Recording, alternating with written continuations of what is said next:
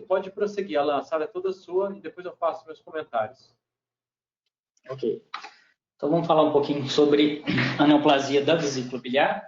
Os principais tipos de neoplasia da vesícula biliar estão aí citados: o carcinoma da vesícula, o sarcoma, o linfoma e metástase, mas de longe o mais frequente é o carcinoma da vesícula biliar, sendo encontrado em até 98% dos casos, e dentro deles o subgrupo mais comum é o adenocarcinoma, né, sendo encontrado em 90% dos casos, seguido depois do carcinoma de células escamosas. Então é nele que eu vou focar aqui principalmente nessa aula. Ele é mais frequente em mulheres, principalmente acima dos 60 anos, né? E tem outros fatores de risco também associados. São, entre eles, a policistite crônica, né? Muitos desses fatores de risco já foram abordados. Vou citar só alguns exemplos aqui de achados de imagem. Aqui só demonstrando um dos métodos, né, que é utilizado para diferenciar a policistite aguda da crônica, né, que é o estudo nuclear, que quando não tem captação em 90 minutos na vesícula biliar, aí só tem coloração nas vias biliares no duodeno, a vesícula em si não está sendo mostrada, é porque tem policistite crônica. Muitas vezes a própria policistite crônica também vem associada à litíase vesicular, né? E a litíase vesicular é encontrada em 70% até 90% dos casos de neoplasia da vesícula biliar, né? Que, como demonstrado aqui nessa imagem de ultrassonografia, esses dois cálculos aqui. Tudo que vocês precisarem, eu estou aqui, tá?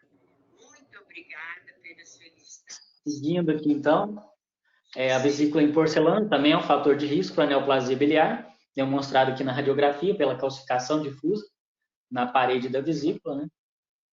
E aqui na ultrassonografia, também com a calcificação extensa na parede, com essa sombra acústica posterior.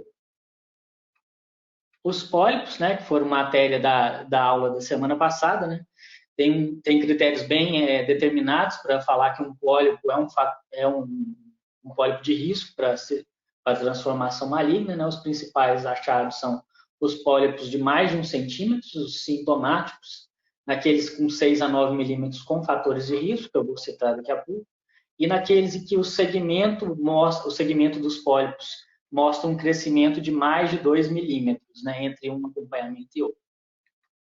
Aqui só demonstrando um pólipo com formato irregular, medindo 2,7 centímetros, aqui já seria um critério de colecistectomia. E aqui mostrando, já foi falado um pouquinho, só relembrando, sobre esse esquema que vai falar quando o pólipo deve ser ressecado, quando uma colecistectomia é indicada por um pólipo. Então, pólipos com mais de 1 centímetro automaticamente são de alto risco e devem ser submetidos à colecistectomia. Nos pacientes que tiverem sintomas, também está indicada a cirurgia. Nos pacientes que tiverem fatores de risco, aqui no nosso meio, principalmente a idade, acima de 50 anos. Pacientes que tiverem colangite esclerosante primária, né, como foi citado anteriormente. E pacientes com um espessamento da parede associado com mais de 4 milímetros. E nesses pacientes com fatores de risco, se os pólipos tiverem mais de 6 a 9 milímetros, o paciente já é um candidato à cirurgia. Se tiver se tiver menos de 6 milímetros, é realizado o segmento com ultrassonografia. O primeiro segmento é feito com 6 meses, depois é anual. Se não tiver fator de risco, mas ainda tiver a lesão polipoide, é feito esse mesmo segmento, primeiro com 6 meses, depois anual, né, de 6 a 9 milímetros. Ou se tiver menos de 6 milímetros e não tiver fator de risco, apenas 3 segmentos, com 1, 3 e 5 anos. Né? E se durante esse acompanhamento os pólipos ou atingirem 1 centímetro ou crescerem mais de 2 milímetros, a cirurgia também está indicada. A colangite esclerosante primária, né? Está demonstrada aqui na colangiorressonância, essas múltiplas áreas de estenose nas vias biliares, também é fator de risco para neoplasia de vesícula. E as múltiplas outras malformações biliares e cistos de colédoco também são um grupo de risco. Não tão frequente, mas também são um grupo de risco para neoplasia da vesícula biliar. Um desafio no diagnóstico da neoplasia biliar é a clínica, porque na maioria das vezes o quadro é assintomático e vai persistir assim por vários anos. E quando o paciente começa a apresentar sintomas, muitas vezes o quadro já é irreversível. Mas quando há a clínica principal ocorre por quadro obstrutivo, seja nas vias biliares, né, causando a icterícia, ou seja, pela compressão de outros órgãos. Vai causar dor abdominal, obstrução intestinal e outros achados mais inespecíficos de neoplasias também, como perda ponderal e anorexia. Dentre os principais achados radiográficos, 2 principais são o espessamento mural da vesícula biliar, um espessamento difuso, e a lesão intraluminal, seja ela uma massa ou um pólipo. Alguns achados ajudam a diferenciar essas lesões, muitas vezes benignas, do próprio carcinoma, como é a extensão extravesicular e como são linfonodomegalias e outros achados que eu vou falar mais à frente. Então, aqui, antes de falar dos achados em si, é importante determinar a qualidade em que esse exame é realizado. Aqui só estou demonstrando uma ultrassonografia, ambos os casos são normais, só que a primeira foi realizada com jejum adequado, a ultrassonografia realizada com 8 horas de jejum, o paciente pela manhã, com jejum noturno, e a segunda imagem foi realizada sem o jejum adequado, aí tem essa demonstração da vesícula parcialmente contraída, formando esse pseudoabolamento. O espessamento da vesícula biliar é dado com um valor acima de 3 milímetros, então 4 milímetros ou mais, né? Aqui só demonstrando um caso. Nesse caso aqui, a gente vê um espessamento difuso da vesícula biliar, mas principalmente no infundíbulo.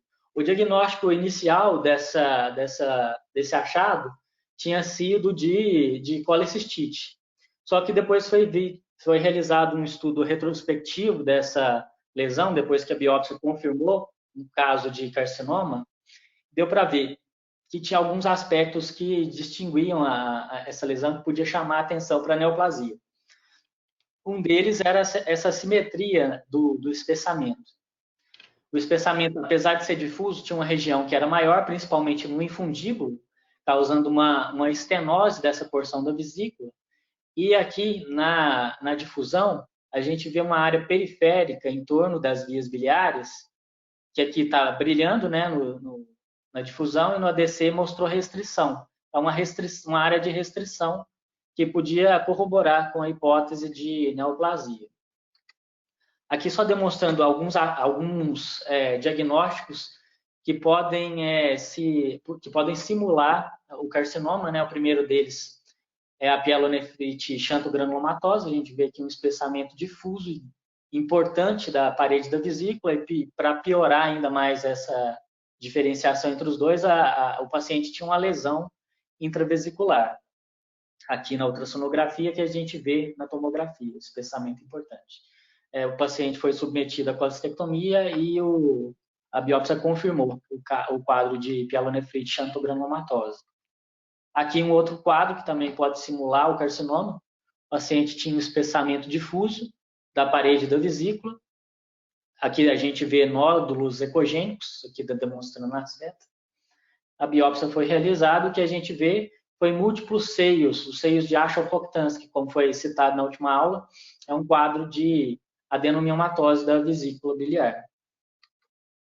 Aqui só citando algumas das causas que podem simular ou que podem fazer fator de confusão com a neoplasia ou apenas com o espessamento da vesícula biliar, né? Principalmente no nosso meio a colecistite, né? Que nos quadros iniciais de carcinoma, a maioria dos diagnósticos que vai ser feito vai ser de colecistite, e quem vai confirmar ou não o diagnóstico de carcinoma vai ser a biópsia, vai ser realizado posteriormente. Além disso, a gente tem quadros inflamatórios do abdômen, né? Vão causar espessamento da vesícula, mas uma delaminação por conteúdo líquido, né, próximo à vesícula. Então, quadros que geram ascite, cirrose, falência cardíaca, insuficiência renal, pancreatite e outros quadros inflamatórios do abdômen. Além disso, a adenomiomatose, como eu citei, e o carcinoma propriamente. Falando também sobre outro achado na neoplasia, a massa intraluminal, né? Não só pólipos, como massas também. Algumas vezes essas massas vão crescer bastante, vão passar do limite da vesícula, dificultando o diagnóstico diferencial até com a neoplasia hepática, né? Mas nesse caso aqui a gente vê uma lesão polipoide de formato irregular, aqui no ultrassom, mostrado na seta, aqui na tomografia. E tinha um realce discreto também pelo meio de contraste. Aqui está demonstrando a importância que se tem do segmento das lesões. Aqui você tinha não necessariamente você tem que fazer por ressonância. O ideal é que você faça por ultrassonografia, já basta. Mas aqui a gente teve uma por ressonância, uma lesão polipoide. O segmento, um pouco mais de um ano depois, foi visto um crescimento importante dessa lesão polipoide. A biópsia confirmou um quadro de um adenoma, mas com áreas de displasia e com carcinoma in situ associados.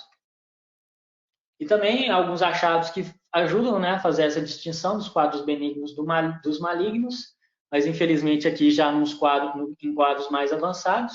Um deles é a extensão extravesicular. A gente vê aqui na ultrassonografia um espessamento difuso importante da vesícula, né, com áreas de cálculo no interior. E aqui na tomografia a gente vê um pouco melhor essa extensão do tumor, um espessamento importante aqui da vesícula biliar. E no fundo da vesícula a gente perde os contornos e os limites da lesão em relação ao fígado. Seguindo aqui então, a gente tem o estadiamento, né? O estadiamento da neoplasia da vesícula biliar, que mudou recentemente, né? Da 7ª para a 8ª edição do TNM, né?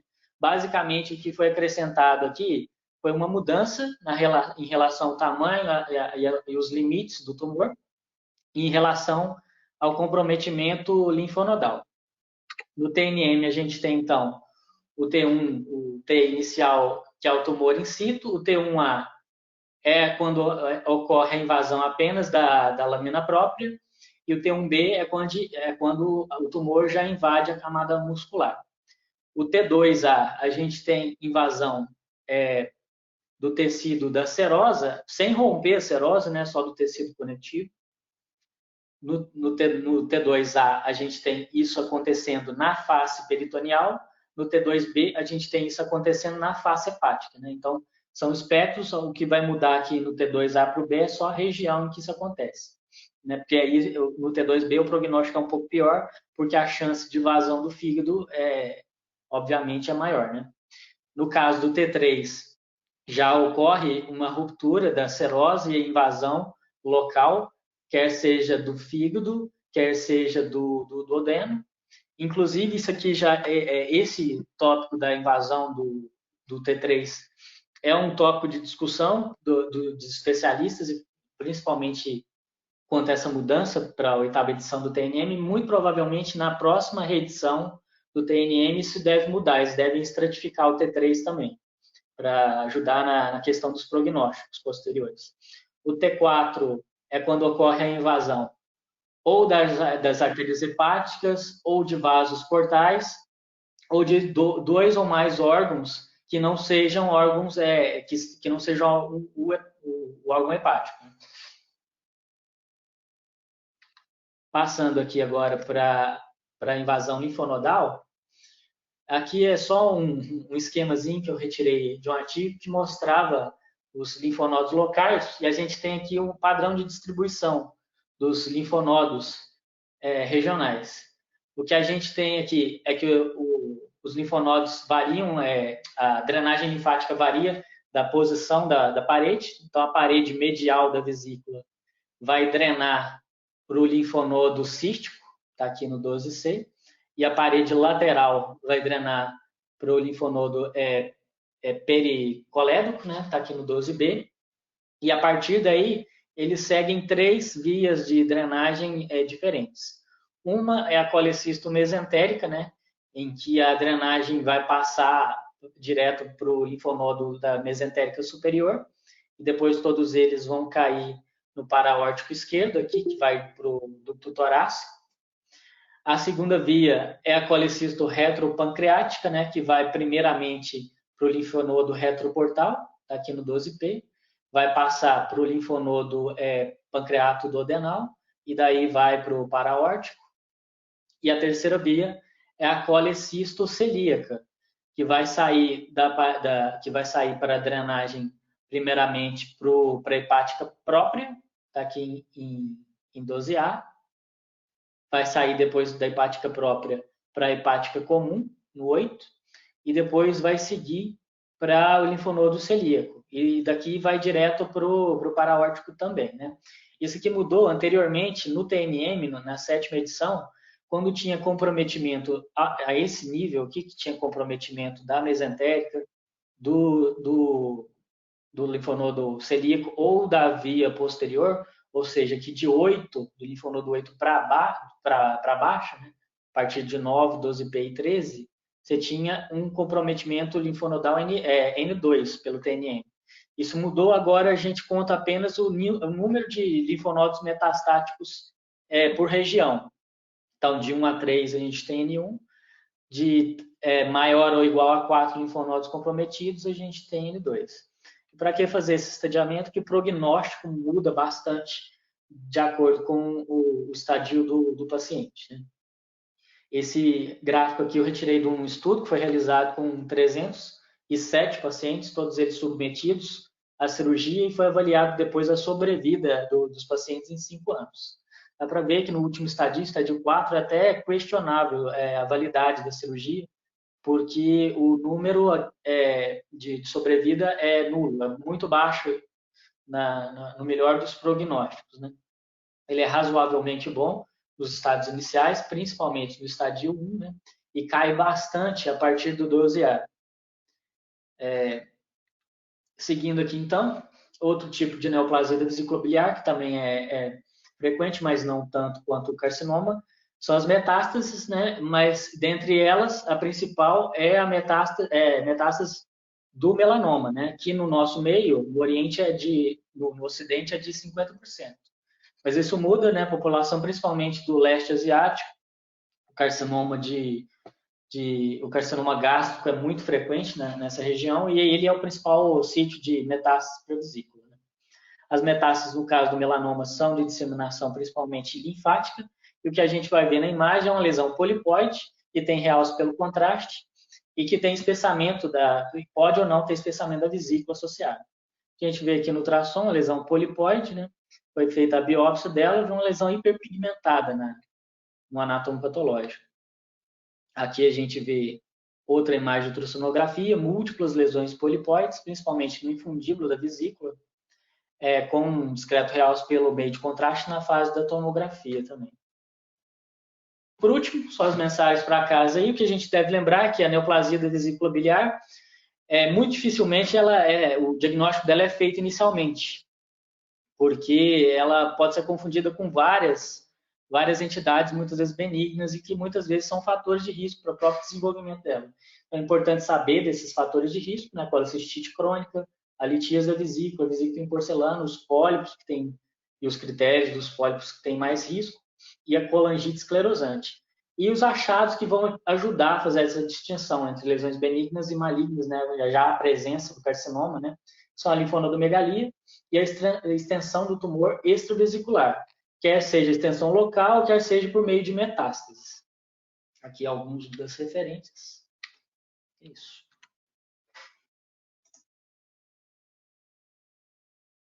Excelente, Alan. Definiu o assunto. Muito bom. Vou parar a gravação.